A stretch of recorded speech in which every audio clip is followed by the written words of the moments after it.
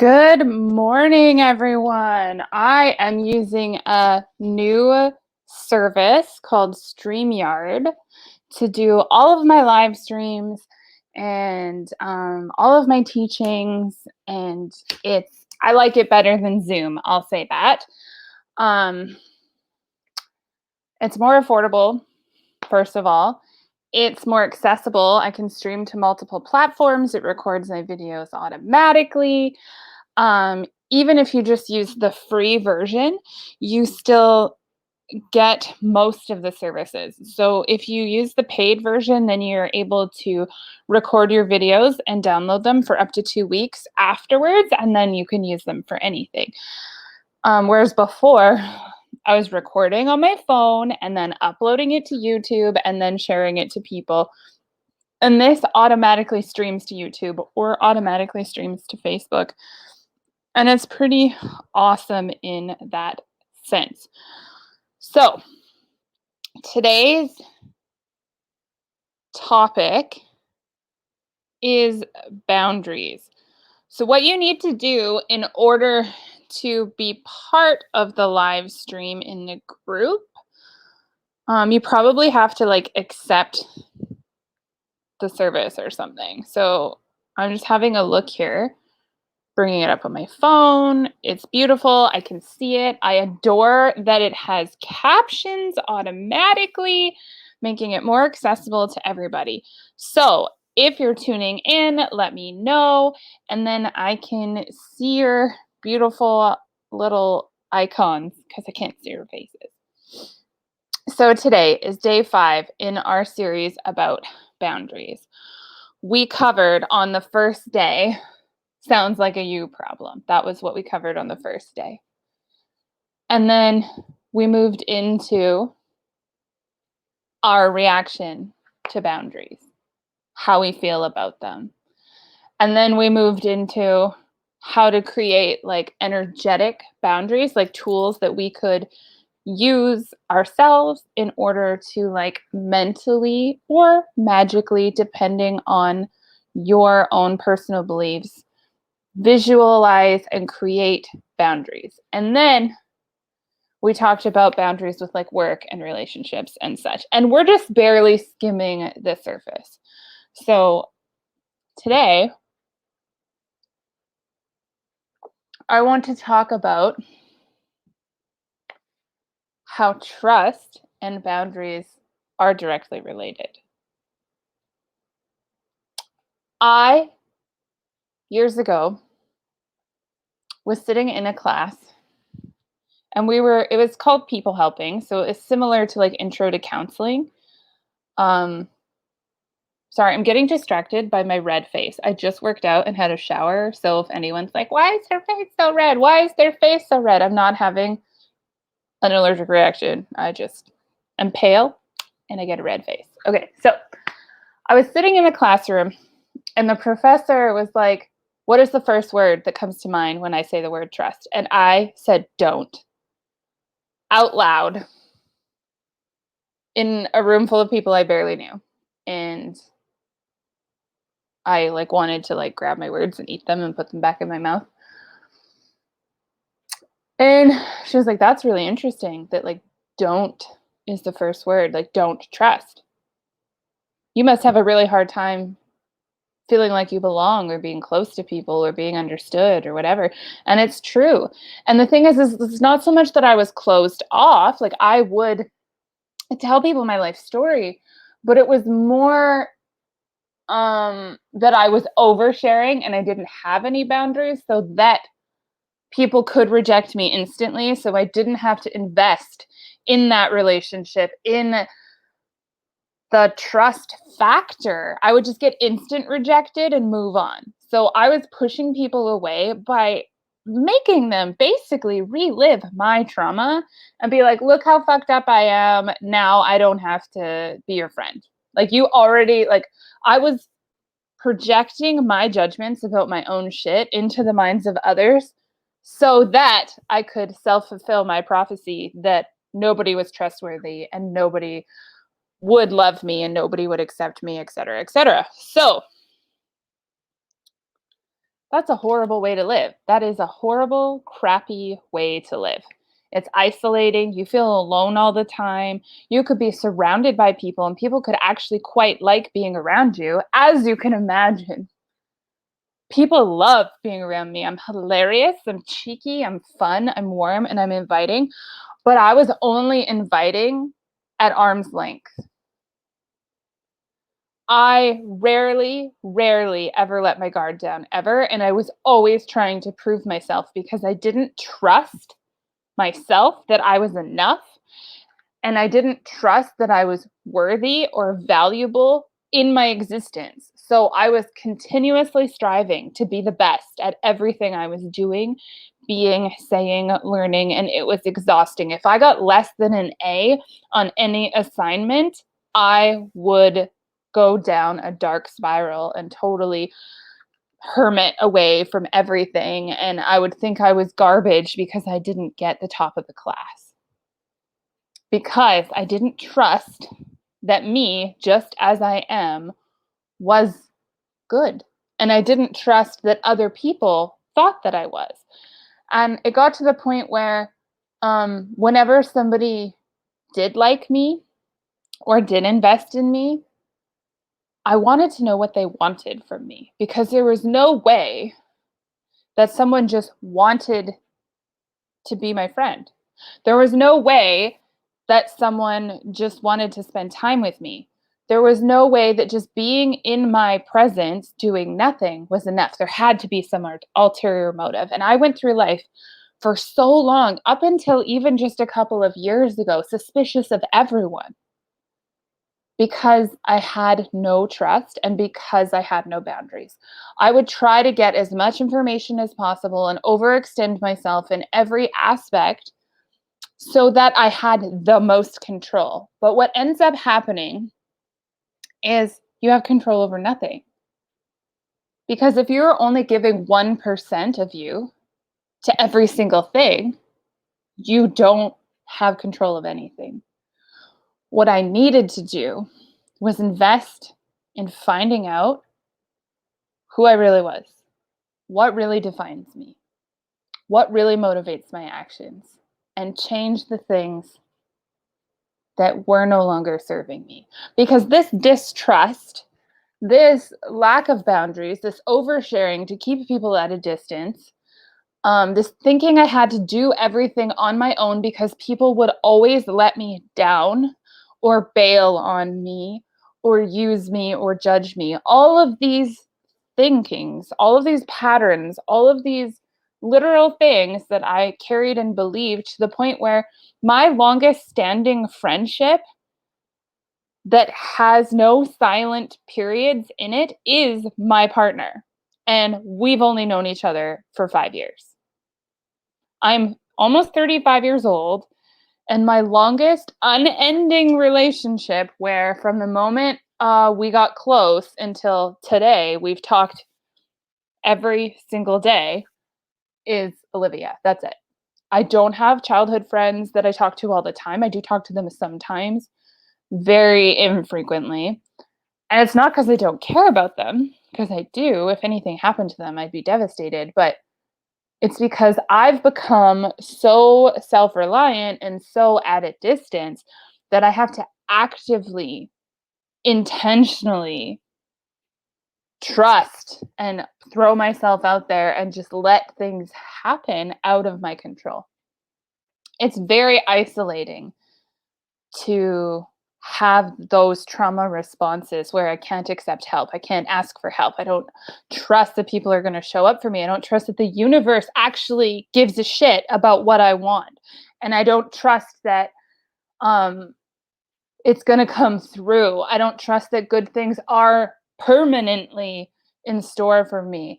I often am skeptical of like contests or whatever. And I'm not as bad now. Like it's something I've worked through and you can tell the difference. If you go like scroll through my social media profile, because I haven't hidden anything, you can see me trying on different ways of thinking and different ways of being, trying to earn the trust from other people as if somehow, if people could trust me, then I could trust me.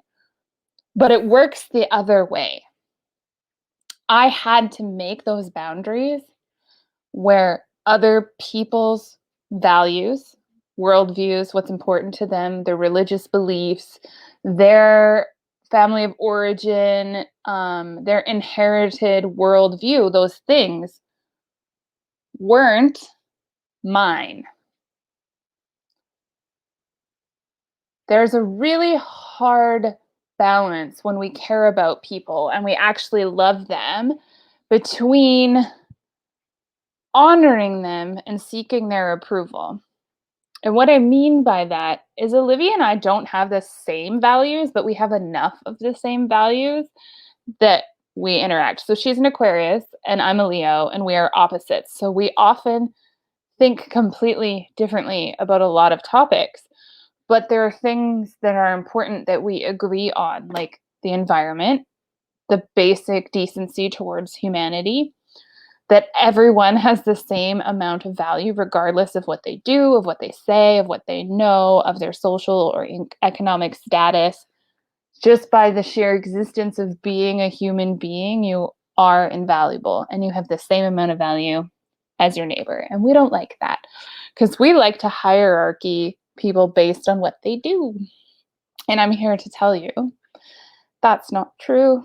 You are magical and beautiful and valuable and trustworthy and amazing and smart and intelligent and vibrant, and you have a lot to offer the world.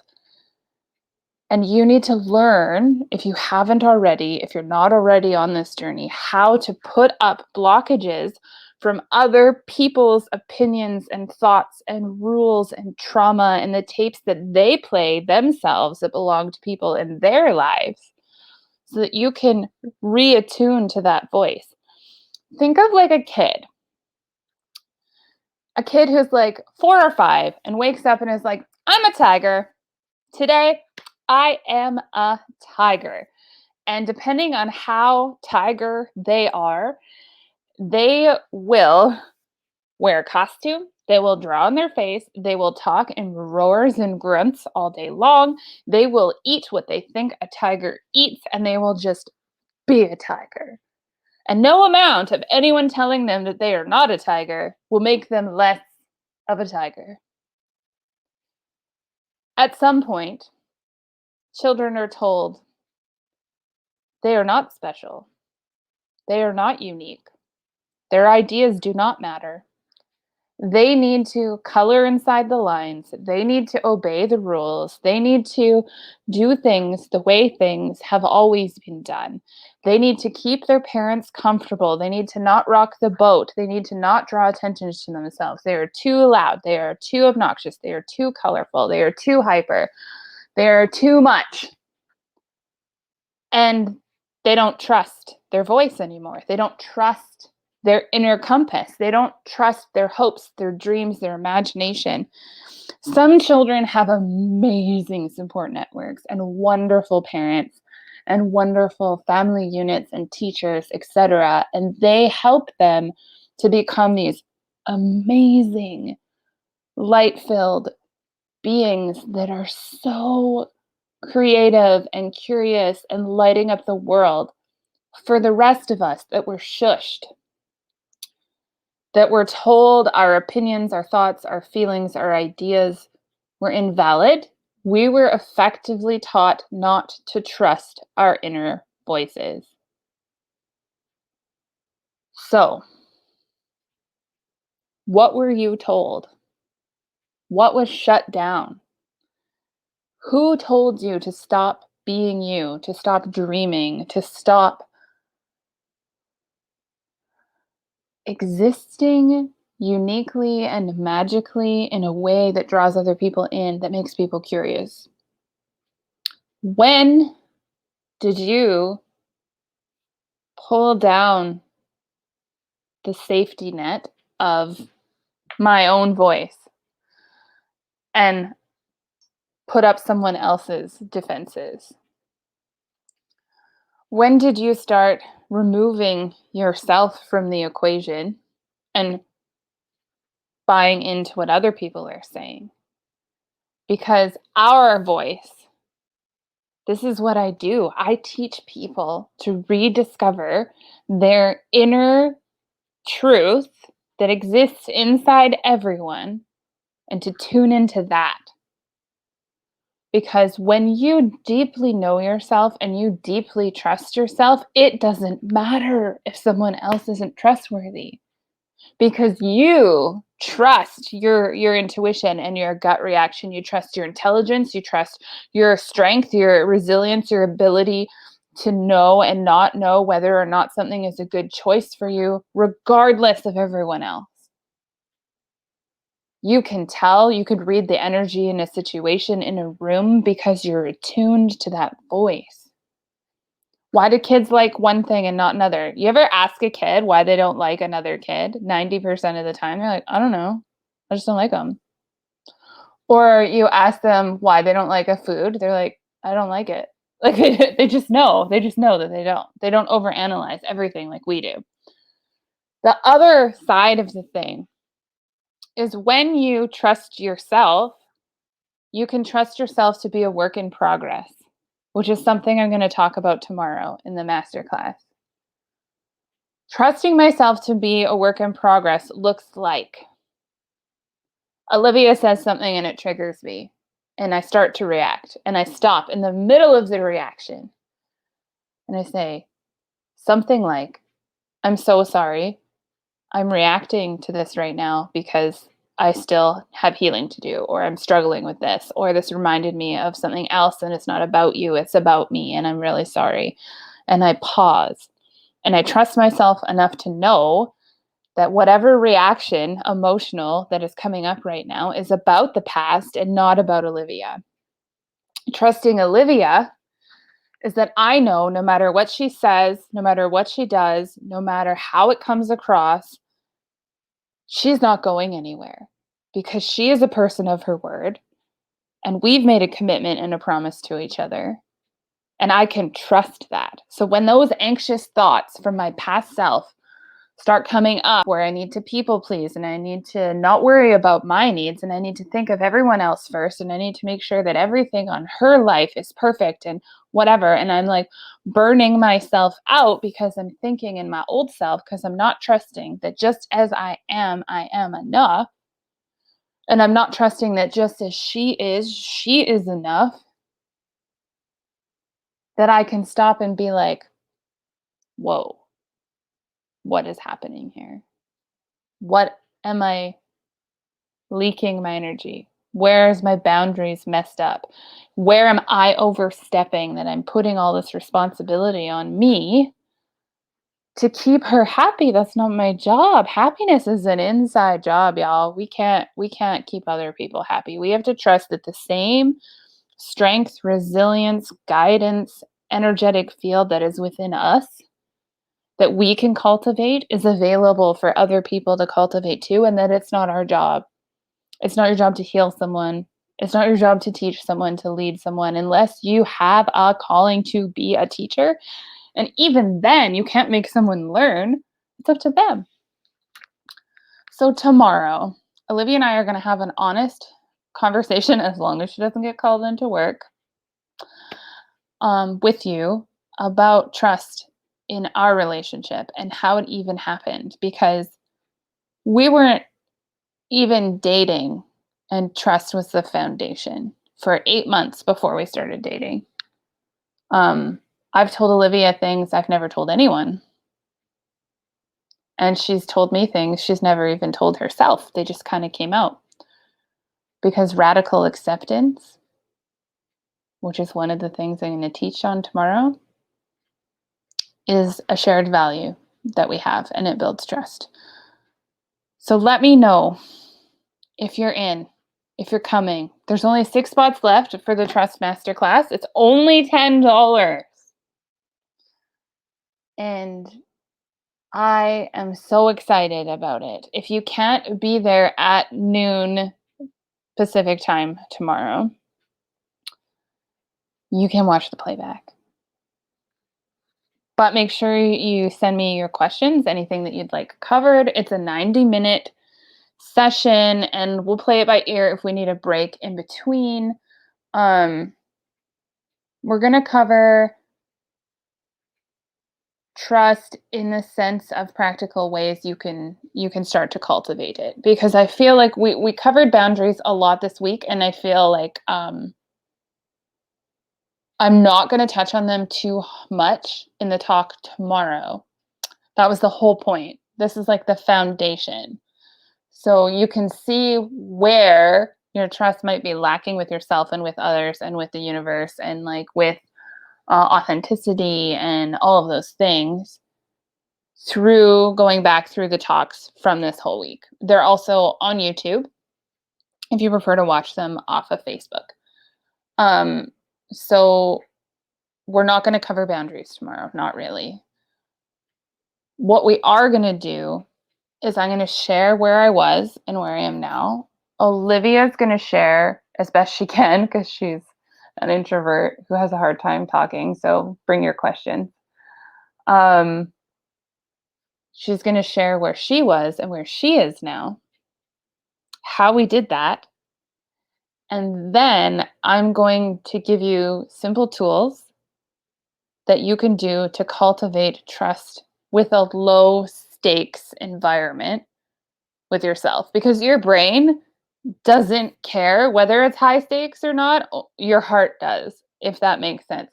So the brain pattern that you create when you follow through on things, when you do what you say you're going to do and you be who you say you are, when you have integrity, authenticity, and radical acceptance, you build trust with yourself.